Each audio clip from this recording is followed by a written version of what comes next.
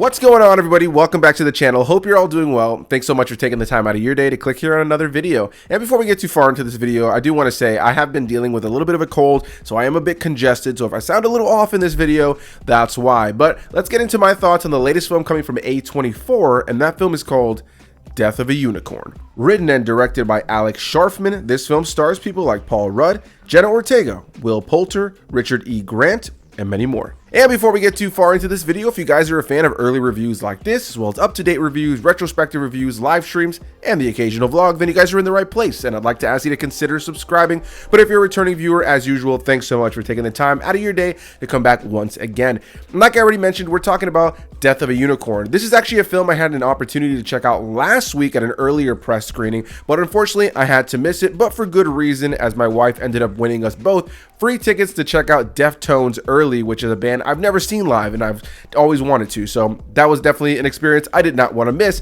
But here I am getting you a review a little bit later than it would have been, but still earlier than its release in theaters for the general audience. So going into this film, I was pretty excited because the concept seemed like a fun creature feature. I'm a fan of A24. I was looking forward to seeing what, kind of felt like A24 going into this movie. And I like the fact that it's the directorial debut of writer-director Scharfman, who has produced films and has done a short film before this, but this is the first ever film that he's writing and directing. And so going into this film, just conceptually, I thought it was cool. So let's get into what this film is all about, and then we'll get into my thoughts on the film. Death of a Unicorn follows a father and daughter, Elliot and Ridley, played by Paul Rudd and Jenna Ortega, as they're on their way to go and visit the boss of Paul Rudd's character, who's a billionaire who works in the pharmaceutical world, who's played by Richard E. Grant. We also meet his wife, played by Téa Leoni, and their son, played by Poulter, as well as the individuals who work alongside them. But on their way to go and visit this billionaire boss, they end up running over a unicorn that randomly comes out of the woods, and they end up discovering that the blood of this unicorn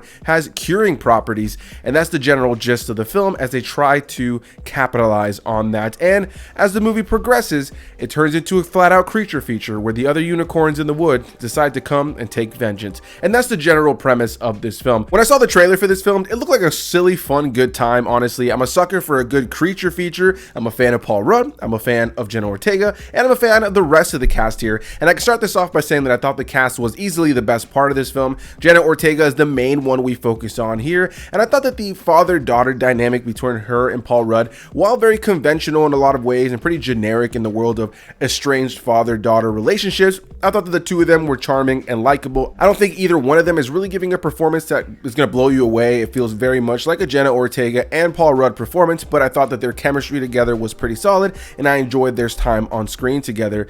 On top of that, like I already mentioned, you have Richard E. Grant, you have Téa Leoni, who I haven't seen in a movie in quite some time, and Poulter, who was easily the funniest part of this film. Some of the funniest lines and line delivery in this film comes from his character, who is the classic son to rich parents who is completely disconnected from the reality of the world, who finds himself in this very scary situation with these killer unicorns. I don't think I should be in swim shorts for this moment. And then the killer unicorn part was fun. I was really excited once that was introduced in the trailers, and once that starts to pick up in the movies, I easily think it's where the movie kind of gets some revitalized energy and leads to some fun creature feature moments, some big moments worth kills, blood, guts, gore, all that fun stuff. And so with all that said, I'll say that Death of a Unicorn was a good time. I enjoyed myself watching this film. I don't think it was as good as I was hoping it would be on a narrative level, but as far as it being a creature feature, I think it does what you want this film to do. I think the cast members all elevate the material, leading to a lot of moments of humor and moments where you can really feel the fear that they're going through here, even if I didn't necessarily care for all the characters or majority of the characters. Again, I think there's a nice father-daughter dynamic in the mix here and some great humorous moments.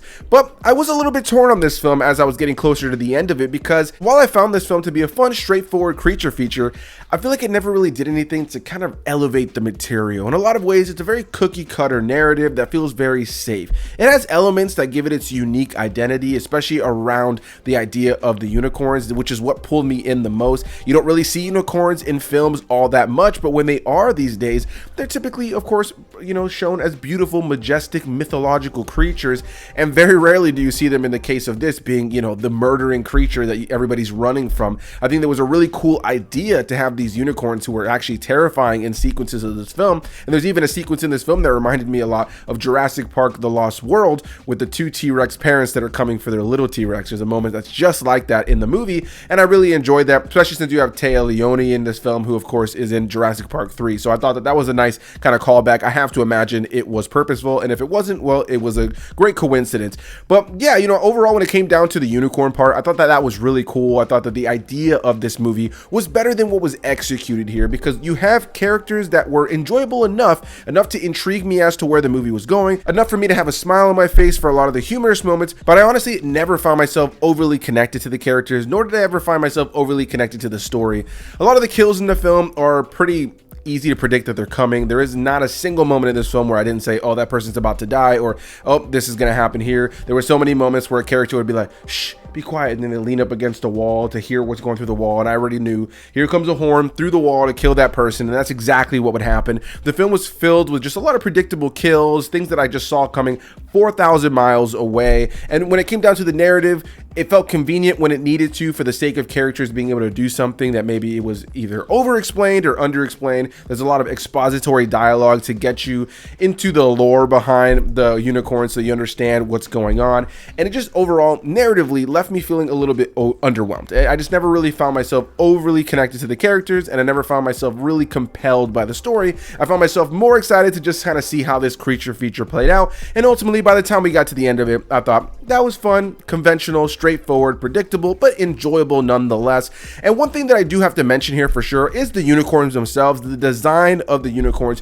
On one hand, I think the design of them on paper is cool. I think that they look nice, and they look like your classic unicorns with really cool kind of like ribbed horns that come out of their head. I really enjoyed that part of how they looked.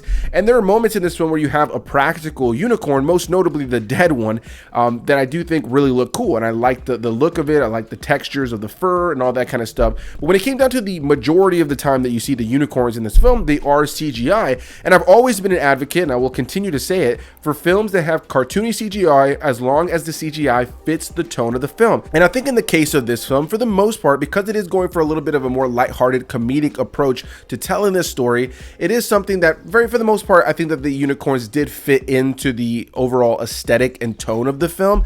However, I do think there are moments in this film where the unicorns look pretty cool. There's that one shot they keep marketing that's in the poster, and you see it in the trailer where Jenna Ortega has the unicorn right in front of it, and you see its teeth. I thought that was really cool, and I thought it was a nice balance of like realistic CGI, but still cartoony enough to kind of seem like heightened in terms of the world that it's living in.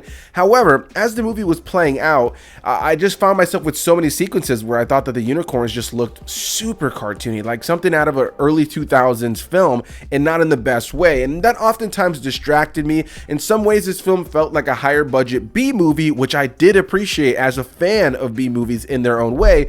But on another hand, it felt like it was trying to be this higher budget creature feature that just never really went there. And since the story was kind of generic and kind of predictable, even though I loved the cast members and I thought that the cast elevated the material, it was constantly clashing with me, where I found myself enjoying the film, but also finding things I didn't love about the film. So by the time I got to the end of the film, I ultimately found it to be a good time, a film I would recommend for people, a film I could see people enjoying more than I did, but also a film I could say I probably will see some people coming out of it and thinking, that just wasn't for me, because it doesn't really do much on a story or character level to really make you grip to the characters. So when you get to some emotional beats by the time the movie comes to an end, I never really found myself emotionally connected to these moments that I think are supposed to make me feel more emotional than I actually did.